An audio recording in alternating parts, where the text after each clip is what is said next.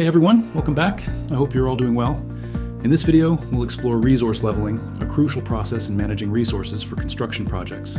One of the key challenges in project management is ensuring that resources are utilized efficiently without causing unnecessary peaks and valleys in demand.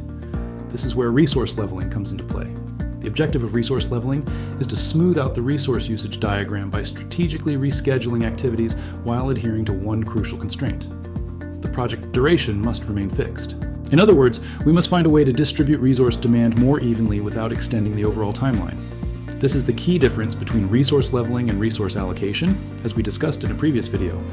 In resource leveling, the project duration is fixed. In contrast, resource allocation sometimes requires extending the project duration to resolve over-allocation issues. Take a look at the two resource diagrams. On the left, we see an unbalanced resource distribution.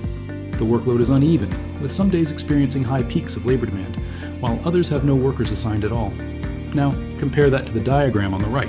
Here, the resource usage has been leveled, creating a much smoother and more balanced distribution.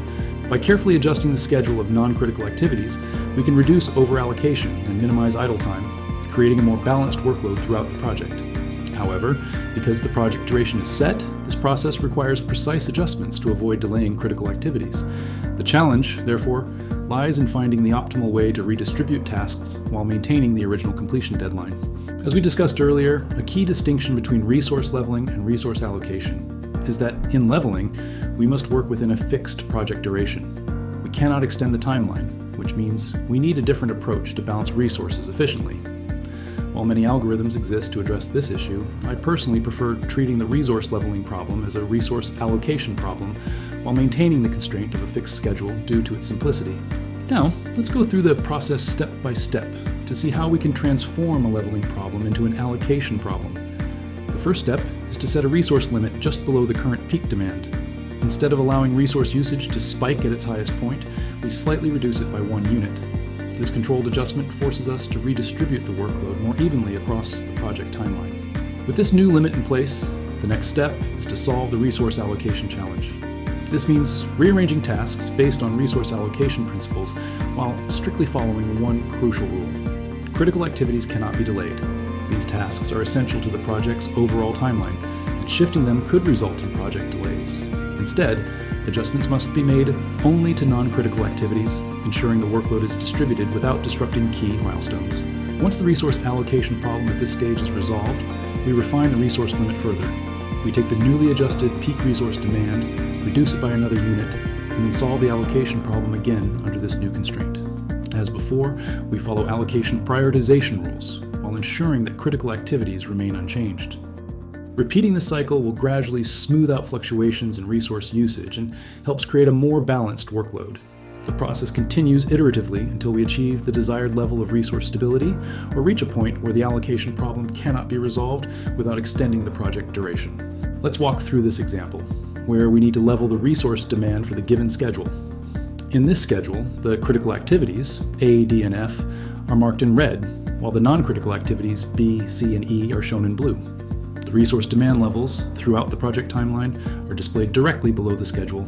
Our goal is to level the resource usage without extending the project duration. So we will approach this as a resource allocation problem while keeping the duration constraint intact. To begin, we first set a resource limit.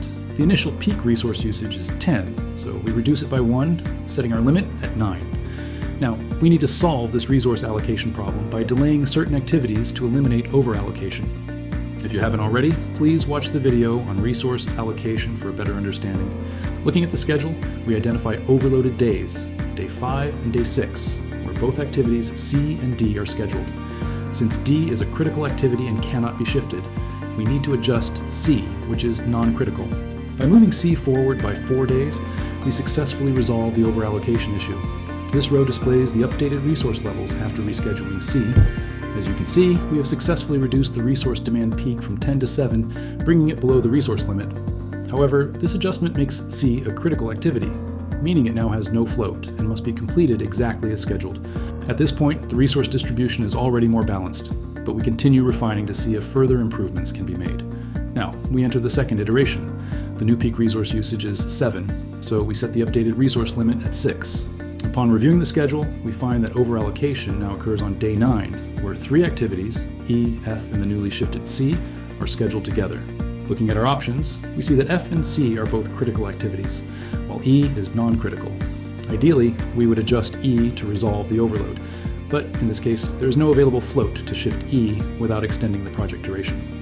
Since our goal is to level resources while maintaining the schedule, we accept this as our optimal solution. By following this iterative approach, we have significantly improved resource distribution while respecting the project's time constraints.